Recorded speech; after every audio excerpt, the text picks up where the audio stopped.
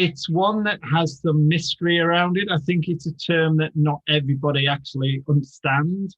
And therefore, it's maybe our job as people who are interested in it, and we're with some experts this afternoon, to kind of help people make connections, and so they can maybe take those ideas and their own connections and join the dots in their own organization and promote and encourage that conversation. So without further ado, I'm going to hand over to strategy lead Bryce to take us through today with the support of Hugh, the finance lead. And then I'll wrap up at the end with a few connections and a few next steps at the end. So over to Bryce to take us forward. Thanks, Martin, and welcome everybody. We've got an interesting cross-section of people here. In addition to Hugh, who's our local Superman, we've got Bill, who's into innovation, Raj, who is into cyber security on quite a big scale, Kevin, who does quite a range of things. Lucy now does a fairly specialized job, which sounds very interesting in terms of helping people overcome cyber bullying. So yeah, so we've got quite an interesting cross-section, and the board today has been set up primarily to focus around some cybersecurity issues. The challenge we have is that most people don't take cybersecurity seriously until it actually impacts them. So until we've actually been spearfished, or one of these other fancy terms that they use today, most of us don't take it too seriously. We don't harden our home servers. We don't update our antivirus software. And in the case of corporates, we are careless about passwords and such like, which ultimately leads to people holding the whole business to ransom. And we don't really begin to appreciate the magnitude of it, because when your business is held to ransom, it can cost you, I think the average at the moment is around about $700,000 to get your business back. And then even if you pay the ransom, you don't necessarily get your business back. And then it takes you 6 months often to recreate things. So it's actually a very serious challenge, one of those hidden ones that nobody really wants to talk about because they think they should leave it with the IT people. So what we've tried to do, without getting too in depth, it's because it's such a big field, we've really focused on three things. One is the customer experience, and I'm hoping Bill can talk to us a little bit about that, because he volunteered to drive that part of things. Hugh is driving the finance area, and in this country, one of our biggest corporates in the last 3 years paid out £100 million in fraudulent payments to suppliers who somehow managed to get their way into the system and get their invoices approved. So £100 million is money in anybody's terms. In this country, it's 2 billion rand. So that's quite a lot of money when you get to it. And then Raj, really to look at operations and the whole question of perhaps malware and how we deal with ransomware. And then Kevin to come in and add a viewpoint where he would. And obviously, Lucy, if you want to add something into the picture, you're very welcome to do so. But that's where we are at the moment. So we're looking at three areas, because to look wider than that might actually take us the rest of the year. So Martin, that's really the intro to where we are. Yeah, that's excellent. Thanks, Bryce. I mean, I remember your last webinar where you made it really clear through demonstration how by limiting our thinking in a way actually makes us almost more creative. And I think the 6 thinking hats did that on that one. We're using specific roles here and aspects of the big picture board and symbols to attract that kind of creativity. So in a way, by closing down the possibilities, we open them up, which is very much a big picture thing. I can see you doing that again in this technique. Yes, so yeah, I don't know, Hugh, you're a man who's been giving this some thought. Any particular things that you'd like to share with us where you see the financial admin side of an organization, and what we can do with our people to try and prevent the organization being defrauded? Yeah, so if you have a look, I've put in management there, money and measure, because you know, the way that businesses see this is that they're having to pay out money in order to be compliant. You know, there are three areas, as well as cybersecurity. There's GDPR and there's health and safety, and a lot of businesses actually don't want to be paying out the money for these areas without actually understanding what the payment will be if they're non-compliant. So if you take health and safety, for example, you could be paying out between 5 and 40,000 for you know, an under 50 person business in order to be fully compliant. But if you happen not to be non-compliant and there's a penalty, the average penalty per business is £120,000, which is, you know, a huge amount compared to what you would be paying out in order to be compliant. And if you went to GDPR, for example, fully compliant GDPR can cost you anything up to 500,000, which seems like a heck of a lot of money. However, if you are non-compliant, it will cost you 4% of your annual turnover or $20 million, whichever is the greater. So the goal of spearfishing would then be with that, the cyber criminal with that individual will try to get personal identified information. So anything from maybe a password, your date of birth, your address, any information they feel they could potentially use to maybe try to hack into one of your accounts or try to get some passwords so then they can access your accounts from other services. So if I'll give you an example, a spearfishing could be where it's disguised as Microsoft to reset your password.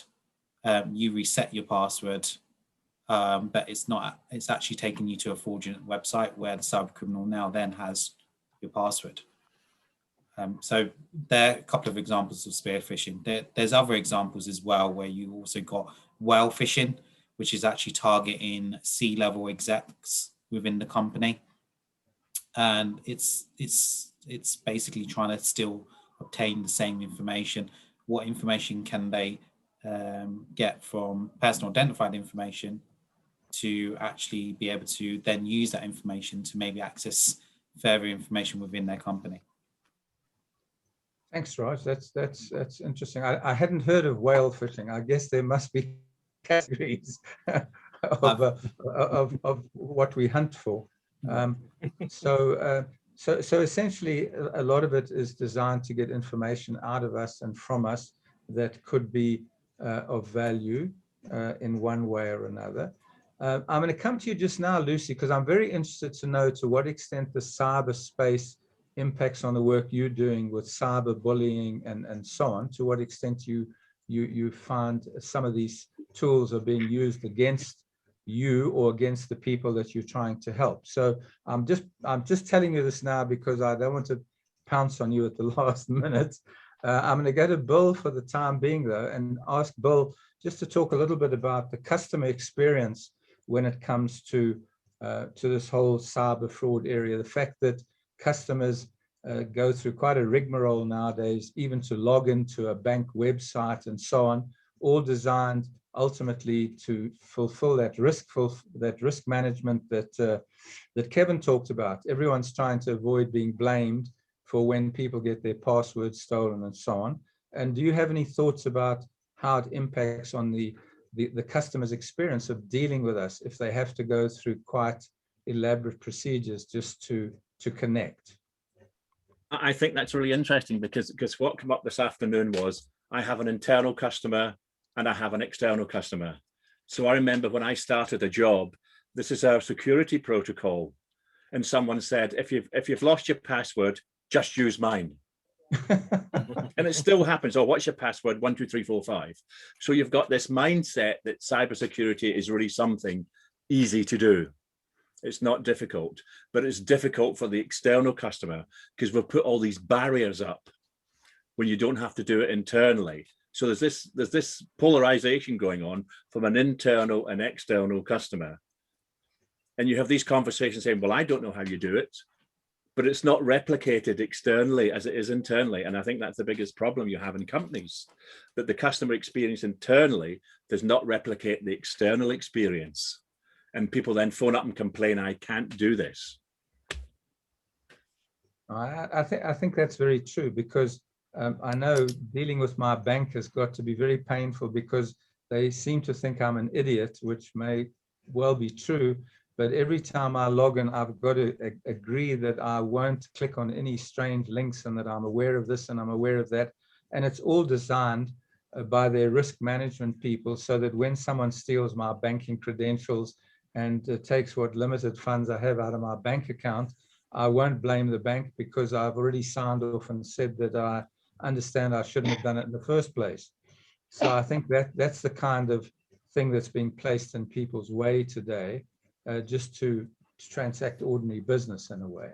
Just really flowing a little bit out of what Bill had to say, is to try and put ourselves in the customer's shoes is an opportunity, because we often sit inside the organization and we don't appreciate the full extent of what our protocols mean for people that are trying to do business with us.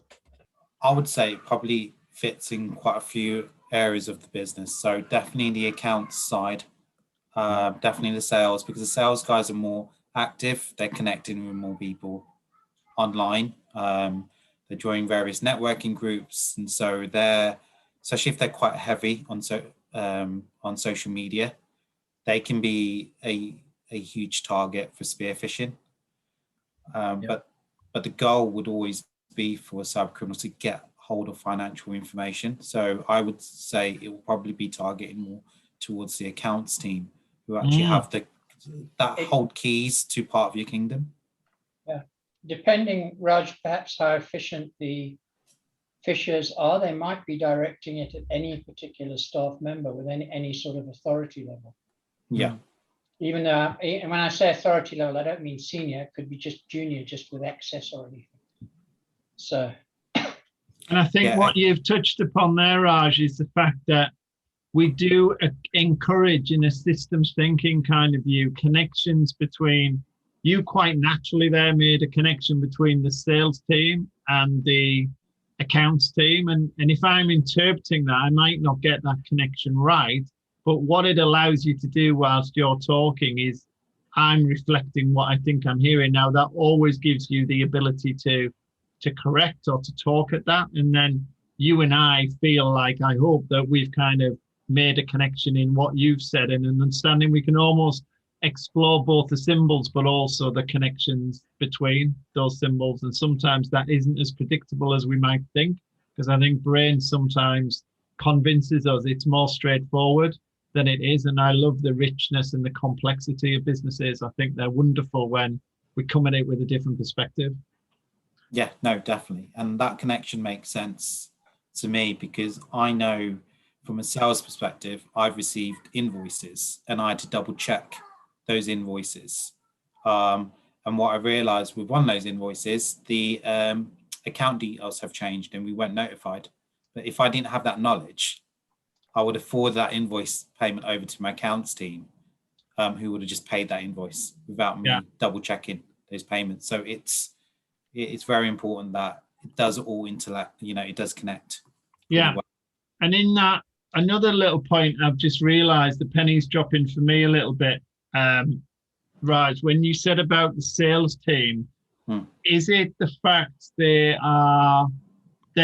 doing it more, they're putting themselves in riskier situations more, but they're of a particular, may I say, mindset as well? Is that they've got a kind of sales mindset, so they might be exposing themselves to more risk, and it's the combination of the numbers of them and their mindset that maybe is starting to profile a certain type of individual or group within an organization that is more likely to be a target, and therefore understanding those challenges would mean you're better set to address them. Is that fair? Do you think that's common across a lot of organizations, or was sales more of a generic example? You could have said partner management or customer care or something else, but do you think it's sales more prevalent than others? I feel sales is a high you know, definitely a higher risk than a lot of the other areas, because they're more customer facing, they're more engaging, especially during the current situation. A lot of more salespeople are trying new things. They're doing a lot more stuff on social media. They're posting a lot more information out there. What's stopping a cyber criminal connecting with me on LinkedIn and send me attachments and links on there where they could potentially get more information about me and my business? I feel that they're more open to conversations as well as if you were to talk to somebody in the accounts team, they're a lot more closed off because they're still sitting behind that corporate barrier. They're not as open as a salesperson to go out there and speak to new companies. Yeah, and again, this is where it comes alive for me, because it ebbs and flows. Big picture conversations ebbs and flows, and I must stop talking, but I do love this so much, because there's now a tension between an accounts team mindset and a sales team mindset. So to be polite, I've called the sales team mindset an expansive mindset, but then maybe the mindset within accounts is less expansive and more cautious and auditory type of an approach. And therefore that tension between the two, that might be the biggest challenge within an organization, that you've got two different sets of individuals with totally different mindsets. So you will never come up with a solution for this, because the two parties are not talking on the same level. And big picture does one thing, it does get everybody on the same page. And since we started putting stuff on the board, it's these kind of connections that I think are the high value connections. And this is just one example. So it's really interesting how you've unpacked that, Raj, and I've been able to understand it. In the sales area as well, when you start talking, you're always thinking that it might be a sale. Whereas if you're talking in the accounts department, you know, there is nothing that you're targeting. But you know, if you're a sales guy and you think I might be able to make a sale here, then you are going to keep on talking. It's really interesting. I think also, just following on from that, Kevin and I were talking last evening, and right in this space, he mentioned that he had just done an audit for a client and discovered that people, without going through any great processes, could actually issue credit notes and re-invoice clients without there being lots of sign-offs. And I guess we would all immediately think how badly that could end for an organization, because you could credit at a certain price and then re-invoice at a much lower price someone that you were collaborating with externally. And if there was no approval process in place, you really would have a big hole in your system that really bypassed the account side of things. And that's something that Kevin discovered, without naming the client, in a recent client audit here in South Africa. So I think, well, you've noticed I put in partners and suppliers. I think that we are really open as businesses for our information to leak out from those areas as well, both of them. It was, the context in which I was talking to Bruce about it was actually on the basis of people nowadays. Companies are very keen to pay a lot of reliance on cybersecurity as the be-all and end-all for the security of the financial and other operations of the company. Whereas in reality, the traditional controls, such as financial controls, audits, and all the other normal controls that used to exist, such as segregation of duties, still apply.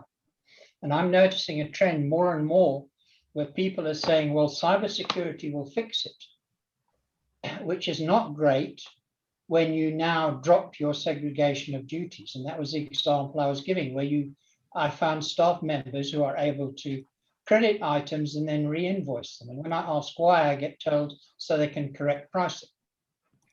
And they've completely abandoned in that company segregation of duties across the board. And this is not a small company, hey? This is a global corporate. We're operating in 82 countries globally.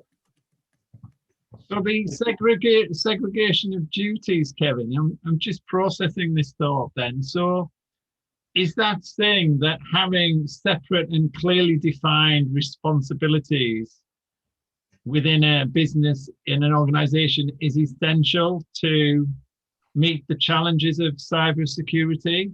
So is that what we're saying? I believe it is. It's Sarbanes-Oxley, which some of you may have heard of, actually is used at addressing just this. But the process basically is you would look at your computer access for each user. So you would basically draw up a matrix and you'd have each particular user type, and you'd have all the areas and various processes they could access. And then you basically look at each individual to see what user access rights they have, because you have to segregate the duties so one user cannot complete a process themselves, if that makes sense. Yeah. So for example, I gave you the example of returning the item to doing a return and then re-invoicing, but it goes further than that, because as some of you probably know, if you do a return, it has to return to stock. So somebody in the warehouse has to process the receiving. So what happens? The same people get given the right just to process that as well, so they can complete the transactions through. Yeah. And of course, this has other spin-offs. Yeah, I love this train of thought, Kevin. I just want to unpack it a little bit more. Does that suggest that I'm not saying the segregation is fully supported by the different boxes on the big picture board, but what the board is representing is there are different areas of the business that maybe is worth a thought about. How could this area contribute towards that? I've heard it be called like the 4 eyes principle, that something is done in one area that is then checked by another person. That person could be within the same area of the business on the big picture board, or it could actually be in a separate area of the business. And raising awareness of that is a useful antidote to some cybersecurity threats. It's like having checks and balances, and I think that's the crucial thing, that no one should be able to do something without someone else having oversight of what they've done. They might be on the same team even. In the old days, when the post came in, companies used to have 2 teams. One opened the post and recorded what was in it, and then handed it to another team who logged all the money that came in, because in those days you got checks and even cash through the post. So you didn't have the same people opening the post and processing the revenue items that came out of that post. So it's even basic things like that still at some level exist in organizations. Yeah.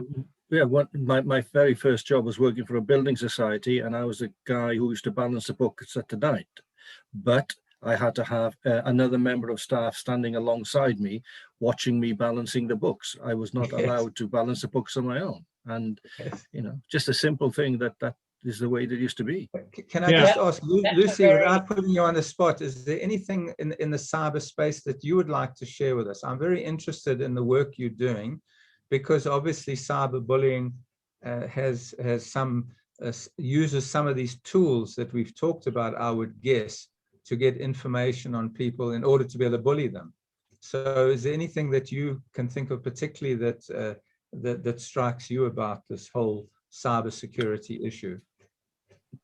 I mean, I come at it from 2 very different angles, and that's both from an investigations point of view, but also from a prevention point of view. And so sort of that side of it has blended in quite nicely to the cyberbullying side, because I deliver to workplaces around positive behaviour in the workplace, dealing effectively with bullying and harassment. And in this remote world that we find ourselves, we are coming across an awful lot of information leakage, which lends itself to the world of cyberbullying, but obviously it's relevant to cybersecurity as well. And so I work a lot with people around how we can leak less, and that's a lot of what you're doing, but also it's around what your background is, or what are you telling people about yourself, if you're on social media more. You were talking about the spearfishing. Well, those those things that do the rounds where it's, what's your mother's maiden name, what's this, tell us your secret spy name. People don't realize, and because we are all now looking towards the online world to try and connect with one another, we've got a sort of a generation that wouldn't normally be spending that sort of time on their social media and don't have the awareness of the risks around it. But yet they find themselves, the last 12 months, they've been there. And because they're multitasking, they've merged their inboxes and it's click, click, click. And like you were saying, all these scam emails coming through, and they're clicking on them and they are sharing their information. And because they've linked it to their offices and to their workplace desktops, everything is blending. And I'm sure you're seeing it all the time, that the risk is heightened to the organizations they work for. So for me, this is fascinating. Yeah. Well, I was on holiday in Spain. We've got a place in Spain, and next door neighbors, the lady puts everything on social media from the moment she leaves the house to go to the airport in Birmingham, to go out to Spain. Second day we were there, she gets a phone call, the house has been broken into and the car has been stolen. And you think, why do you put your stuff on social media? I mean, this is... So it is a very, very good lesson. It's a good lesson. They then don't realise, because I think they're not used to that world. They don't realise that not only that, but they're not insured because they've done it. Yeah, exactly. And it's not just the individual themselves. It's their families. It's what do your family and friends leak about you. And so this is perfect for what I'm doing. It's just looking at it from a slightly different perspective. No, that's superb, and I love some of these aspects. And again, the ebb and flow things happening. We're multitasking. Whilst I take off share, people are still active in the board, and that's good. And this is replicated across the team. So once people get the familiarization with the board, they're working on it. Now, one observation for me, and I'm going to do two things in the remaining 5 minutes, if it's okay to go ahead with this, Bryce. If I can just observe and then take people through. One thing, I've observed something on the board, and I wondered if this would happen, but the pennies just dropped. Where's the technology? Simply, is it more about people? Have we not spoken more about people than we have technology? Yet the term is cyber security, which might exist more within the narrative of more technology people, but actually it's more about people. It's more about social and human. And I think that's happened before our eyes. And I'm trying to get working with this company who are going to take these boards, put them through an artificial intelligence engine and read them off for me. And I think the report on this one would be, big alert. You thought it was a technology session, but look, it's all about the people, how many people, things. And we haven't, we've encouraged people to put team symbols on, but I think it's been more of a people conversation than a technology conversation. It's really interesting. It's not catching us out in that way. It's just maybe exposing some brain biases or some lazy thinking when it's like, let's put in a technology solution, let's do this. And yes, we could have encouraged more technology, but I think there's something in that. Just in the time we've got left, I wanted to demonstrate something. This is a massive time saver if you're doing this, and it's something that the digital kit does better than the physical kit. We are a physical business. We work in physical space, and we'll get back to that. But one thing or two things the digital kit does better than the physical kit is, one, it allows us to have this conversation, and we're all working in the board and we can see who's working because the little audit thing is here. And I think it's really important to see who is active at different times doing what, and it gives us that insight. But also it pre-populates a set of opportunities. So if you're going to go out after emergent thinking and diversity of ideas, the reason organizations probably don't do it is because they may be a bit overwhelmed with the amount of knowledge that they're going to find out. So you do need to wait to bring it together. So these are pre-populated by what's being put on the board. So we're going from a brainstorm pattern to an ordering pattern. And what you can do, you can time box this, you can have some fun with putting a time limit on it to say we'll finish after a certain time. It's more effectively facilitated by giving everyone a chance to describe why they think it's most important, or asking an individual who you think is objective and fair-minded and may not have had the chance to influence the session by bringing some to the top.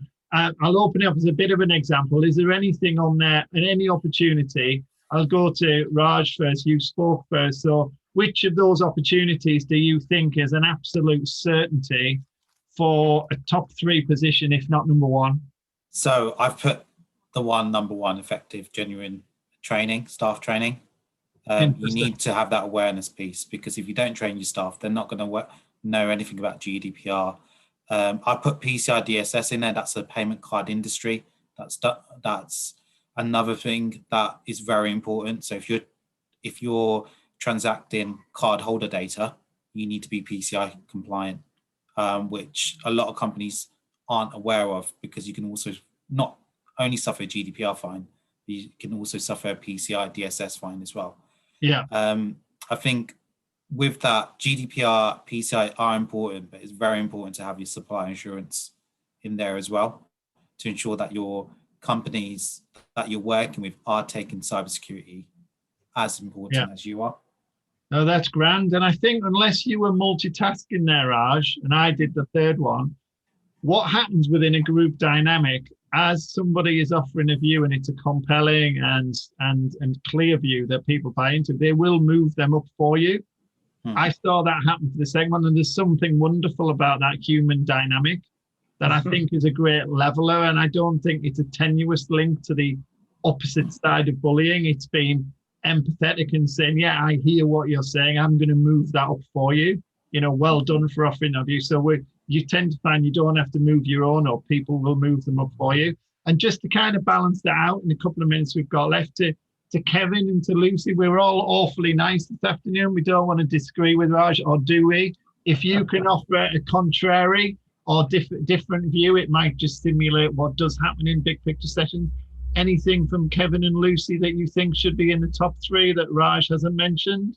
As you brought it up, I'd be interested, because Raj is involved in the technology side.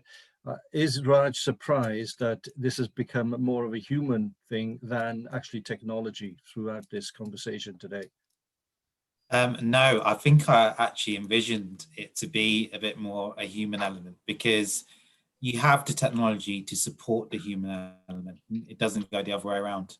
And the problem is the greatest threats are down to human error, because you're not going to get a phishing attack or a ransomware attack unless somebody's downloaded something or clicked on something or didn't do their job where they need to update something within their network.